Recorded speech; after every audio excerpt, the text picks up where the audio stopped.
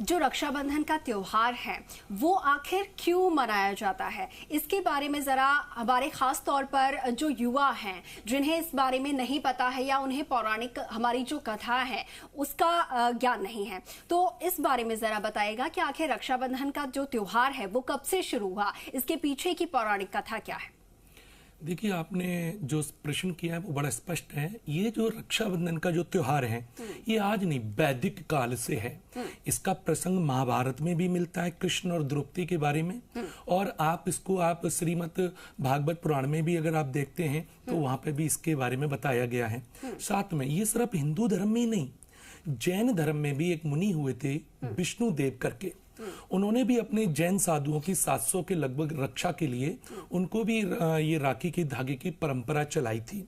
साथ में ये इंद्र और इंद्राणी का भी एक प्रसंग आता है, उस समय भी इसको बांधा गया था। साथ में ये जो त्योहार है इसके जो शब्द है रक्षा बंधन, यानी कि रक्षा का बंधन, ये अपने आप में ही बहुत कुछ कहता है।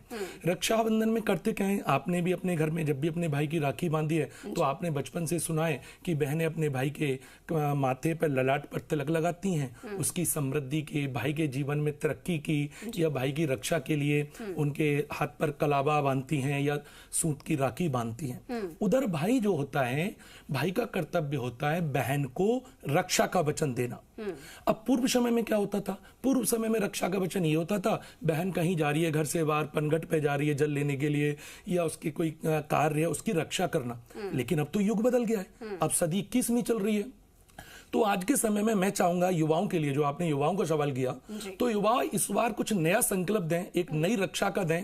जिन घरों में पाबंदियां हैं बेटियों के ऊपर, उनको उड़ान भरने में अगर किसी बहन को हिचकिचाहट है, या कोई बहन आर्मी में जाना चाहती है, डॉक्टर बनना चाहती है, पायलट बनना चाहती है, और उसके इस सपने में किसी भी प्रकार की कोई समाज या परिवार या कोई खानदान का व्यक्ति इस चीज में रोक टोक करता है, तो इस बार भाई एक नया बीड़ा उठा करके अपनी बहन की सपने की उड़ान में मदद कर सकते हैं। लेकिन कशिश जी, इन सब बातों के बीच में हमें एक बहुत बड़ी बात नहीं भूलनी चाहिए।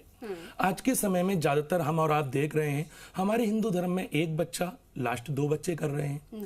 कई घरों में अकेली बहनें होती हैं और कई घरों में 2 बेटियां होती हैं। अच्छी बात है बेटियां होना, और कहते हैं, आपने भी सुना है, बेटे भाग्य से मिलते हैं, लेकिन बेटियां तो सौभाग्यों से मिलती हैं। और जिस पिता को पुत्री मिल जाए तो समझो साक्षात भगवान की कृपा है। तो हमें उन परिवारों का भी ध्यान रखना चाहिए। खासतौर पर आप नोएडा, दिल्ली, मेट्रो शहरों में जो बड़े बड़े जॉब में जो लोग पति पत्नी कार्य करते हैं, उनका एक ही बच्चा होता है, एक बेटी होती है। जब स्कूलों की छुट्टियां होती हैं कि रक्षाबंधन की छुट्टी हो रही है, तो उसके मन में ना एक टीस होती है। वो बालक कह तो पाता नहीं है कि भाई मेरा भाई कैसे मिलेगा, कहाँ मिलेगा, लेकिन ऐसी माताओं को या ऐसी बेटियों को मैं प्यारी प्यारी कन्याओं को कहूंगा कि उनके लिए जो सबसे बड़ा जो भाई है वो उनके लिए कृष्ण भाई है।